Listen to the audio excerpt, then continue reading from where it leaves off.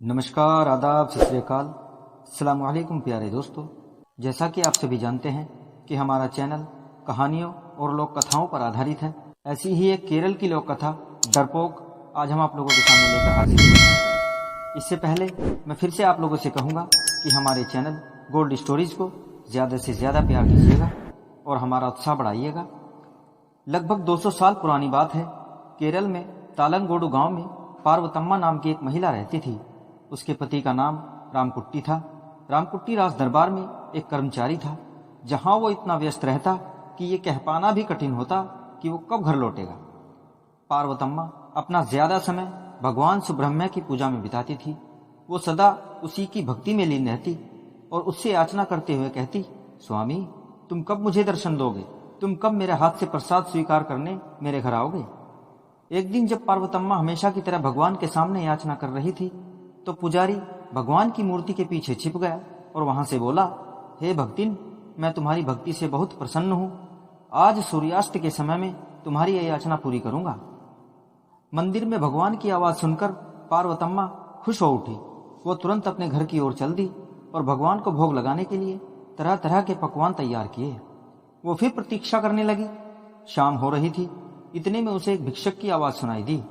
वो पार्वतम्मा के घर के सामने खड़ा था। वो जोर से जय सुब्रह्मण्य कह रहा था। उसे देखकर पार्वतम्मा को लगा कि शायद सुब्रह्मण्य स्वामी इसी रूप में आए हैं। वो उससे बोली, पधारिए पधारिए स्वामी जी, ये मेरा अहोभाग्य है कि आप मेरा आतिथ्य स्वीकार करने के लिए पधारे हैं। यह सुनकर भिक्षुक बोला, मैं एक साधारण भिक्षुक हूं, मैं भिक्षा लेने आया हूं। लेकिन पार्वतम्मा ने उसकी बात पर ध्यान नहीं दिया, बल्कि वो उसे घर के भीतर ले गई और भिक्षुक को एक आसन पर बैठाया और उसके सामने पत्तल बिछाकर उस पत्तल पर थोड़ा थोड़ा पकवान रखने लगी।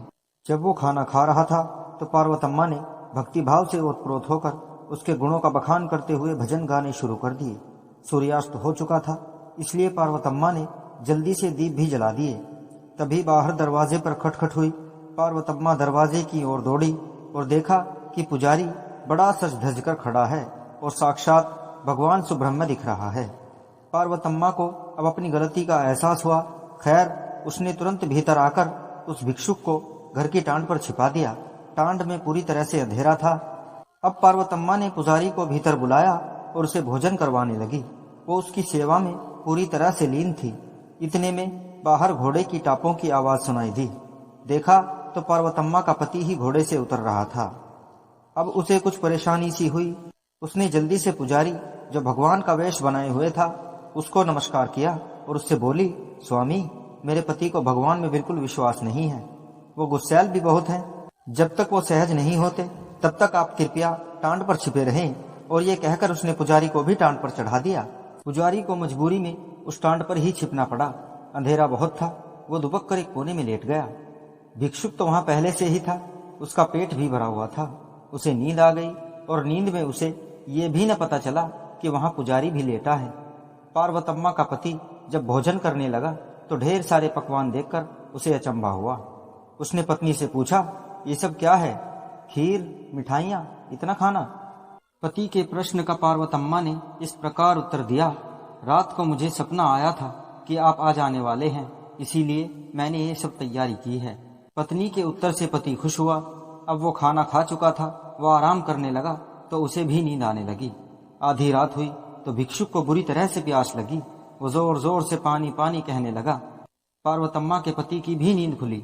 उसने पूछा, यह आवाज कैसी है?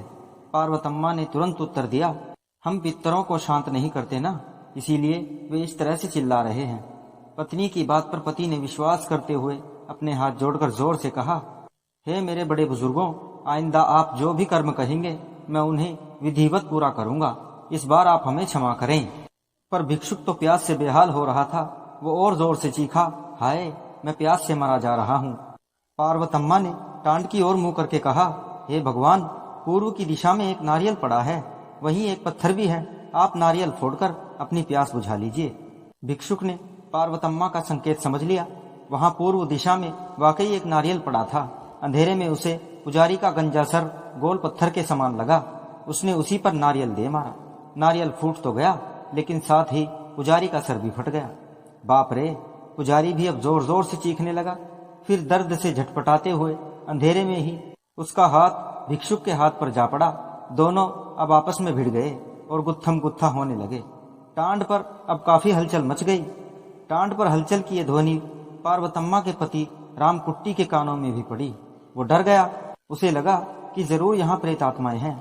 पार्वतम्मा ने इस स्थिति को भी संभालने की कोशिश की और अपनी आवाज में डर लाकर बोली, उफ, पितरों ने अब ये उग्र रूप धारण कर लिया है। मैं इनसे रोज प्रार्थना करती थी कि ये आपके लौटने तक शांत रहें।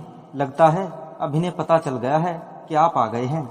इतने में लड़ते लड़ते भिक्षुक और पुजारी टांड से नीचे आ गिरे। बड़े जोर की आवाज हुई। रामकुट्टी डर गया। उसे लगा कि उसके पितर उससे रुष्ट हैं। वो डर के कारण अपने होश हवास खो बैठा। वो गिरता पड़ता जल्दी से अपने घर से बाहर की ओर दौड़ा और एकदम घोड़े पर सवार होकर उस पर चाबुक बरसाने लगा। लेकिन ताज्जुब की बात कि वे चाबुक स्वयं उसकी अपनी ही पीठ पर पड़ रहे थे। अब रामकुट्टी और भी घबरा गया। उसे विश्वास हो गया कि उसके पितर उसका पीछा कर रहे हैं। वो बड़े जोर जोर से याचना करने लगा, मुझे छोड़ दीजिए। मेरे कर्तव्य पालन में आइंदा कभी कोताही नहीं होगी। मैं आपको वचन देता हूँ। इसी बीच पार्वतम्मा को मौका मिल गया। उसने तुरंत भिक्षुक और पुजारी को घर से बाहर धकेल दिया। पर हाँ, उसकी समझ में ये नहीं आ रहा था कि जिस भगवान की उसने इतनी आराधना की, उसी भगवान ने उसे इतना विचित्र अनुभव क्यों दिया। तो प्यारे दोस्तों, कहानी अगर आपको अच्छी लगे तो वीडियो को लाइक और शेयर कीजिएगा और अपना एक प्यारा सा कमेंट जरूर दीजिएगा। बहुत बहुत शुक्रिया।